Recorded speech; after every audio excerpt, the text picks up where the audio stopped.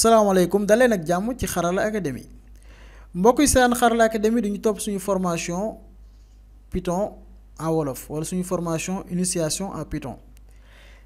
ginnaaw ba ñu installé Python pare tey li ñu soxla mooy installer éditeur de code. Éditeur de code benn logiciel la wala benn application boo xamante ni moo ñuy may ñu mën a bind ay code lu ci mel na éditeur de texte bu mel na Word comme ñu utiliser Microsoft Word wala Google Docs wala yu mel noonu. léegi ñun éditeur de code bi ñu taamu mooy VS Code kum neex tamit mën nga xool am na yenn éditeur de code yu si mel na Sublime Text comme am na Sublime Text am na Sublime Text am na tamit Notepad plus Notepad voilà mi ngi nii plus kum neex nga télécharger ci yi benn voilà léegi ñun bi ñu taamu moom moo nekk VS Code.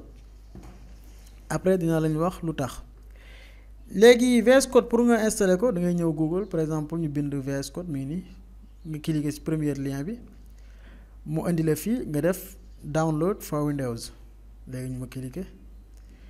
léegi nga xaar tuuti thank you for downloading VS Code for Windows léegi ñu xaar mu ñëw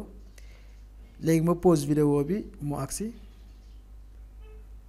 léegi VS Code bi agsi na moo nekk nii. nga cliquer fii nii def afficher dans le dossier wala nga def ouvrir ok ñu xool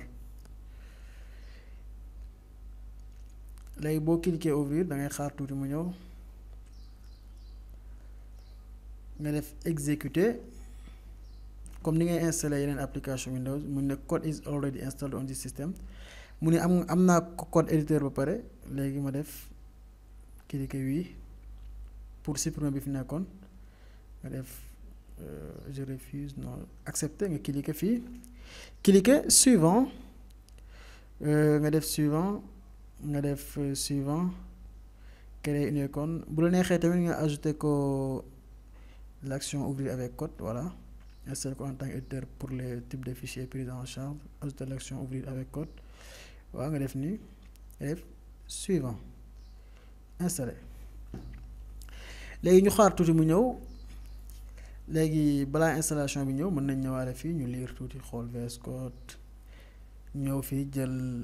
par exemple VS Code Python ñu cliquer nii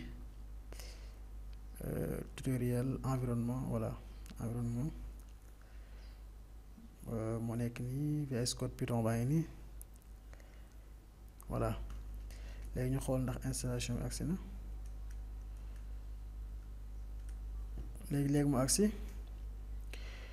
VS Code mu nekk éditeur de code boo xamante ni bu neex a codé la boo xamante ni bu simple ñi ko créé mooy Microsoft voilà Sublime Text mi ngi tamit moom tamit éditeur code bu neex la léegi ñëw na mën nga cliquer mën nga bàyyi fii nga def check terminé pour mu ubbi VS Code ñu xool